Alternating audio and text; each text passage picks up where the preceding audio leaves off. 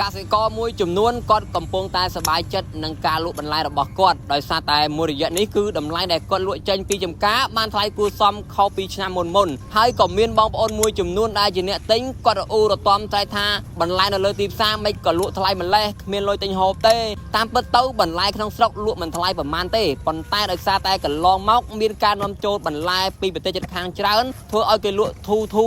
ยืนก่อนน้อมคณีฮบซังแต่กรุบคณีให้เปคลายืนเหมือนดังทาคนไอ้ติงบรรลัยนั่นคือชื่อบรรลัยแต่เกน้อมโจพ่อยืนดังซับให้บรรตัวปีเมียนกาบัดจรพรมแดนการบุจีไทยตุ่มเดินมวยจุ่มนวลคือตัวบ้านบัดการน้อมโจเปนี่จีเปได้ยืนถึงออกนี้เราเงียบมากอมตัวน้อมคณีติงบรรลัยขนมสกน้อมคณีเลือกตุยวิสัยกสิกรรมการบุจียืนถึงออกนี้ก็ลองเมาเมียนบองปอนมวยจุ่มนวลกอดมันเป็นจัดการน้อมโจบรรลัยปีเตจัดคางประมาณเต้กดใจท่าและบอกขนมสกลูอดใจลูอดบานทลายไอเหล่านี้คือบ้านโดยจัดกดให้ตุ่มเดินมวยจุ่มนวลตัวบ้านบัดการน้อมโจประหยัดแต่ละบอกขนมสกเมียนลูให้ลูบานทลายให้อดน้อมคณีติงฮบใจท่าทลายอันนั้นดังท่าตายสกอตามคณีให้ไอเหล่ายืนกันเล็กมาเมื่อจำการตราเวงมวยกันลายนิวิ่งกำปงตายประโมทพอลกำปงแต่ใบพลายเคยทำพลายละออเมนเต้นเอาไว้ได้ยืนกูแต่ซาโตรอกาสกรนู้คือตราบระบอกกัดใบมันดอมน้องบานเจ้าหนึ่งลูกบานนกน้ำลายมวยได้กูซ้ำไอแต่ตัวยกบานเบาเปรียบเทียบตัวดังการดามดอกระบอกกัดปีมนสำนู้ทูท่าตุ่มหอมได้ระบอกกัดโนดได้เต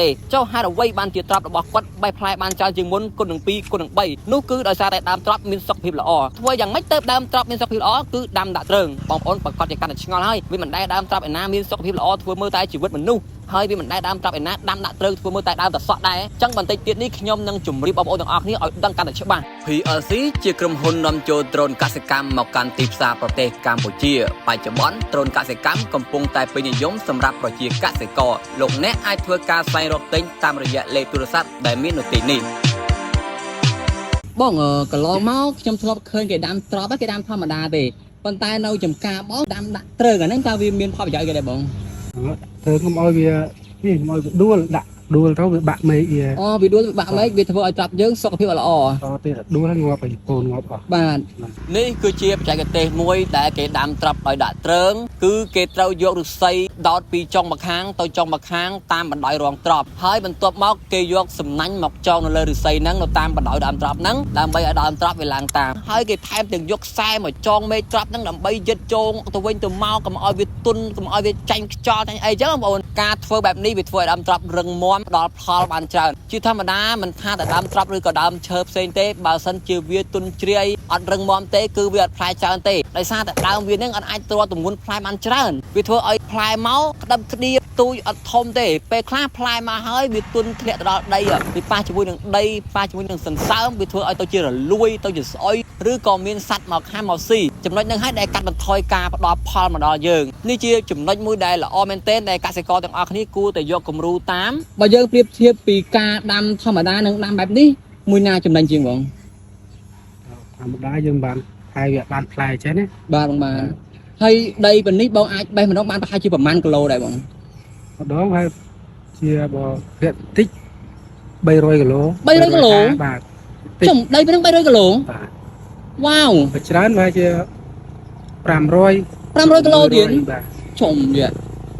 ខ្ញុំមើលដីបងនេះទូចដែរទេប៉ុន្តែបេះម្ដងអាច300គីឡូទៅ500គីឡូហើយយើងបេះនេះយើងបេះយកទៅលក់ខ្លួនឯងនៅលើទីផ្សារឬក៏មានម៉ួយគេយកបងម៉ួយគេមកយកដែរយើងបានយើងបេះនេះគឺយើងមានម៉ួយគេមកយកស្រាប់ហើយគេមកយកឲ្យចំការគេយកឲ្យគេបងគេមកយកដល់កន្លែងគេមកយកដល់កន្លែងបាទខ្ញុំឃើញត្រប់បងផ្លែច្រើនដែរតែខ្ញុំឃើញបងបេះរៀងជ្រើសមែនបងនេះផ្លែវាស្ទើច្រើនណា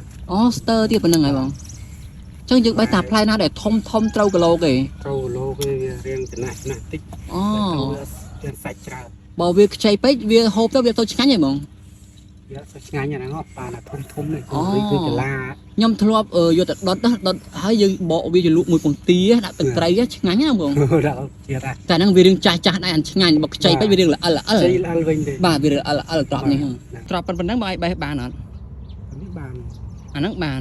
ចាអាមួយទៀតចុះប៉ុណ្ណឹងអត់បេះទេណាបងពីរីស្ទើបង4ថ្ងៃទៀតបងតេតូននឹងការថែទាំតើវាលំបាកអត់បងពិបាកដែរវាយើងបាញ់ថ្នាំមិនត្រូវទេស្របយើងអត់ល្អទេឡើងកពូនយកបាទចុះខ្ញុំឃើញស្លឹកវាសហ្នឹងគេបងនេះរុយ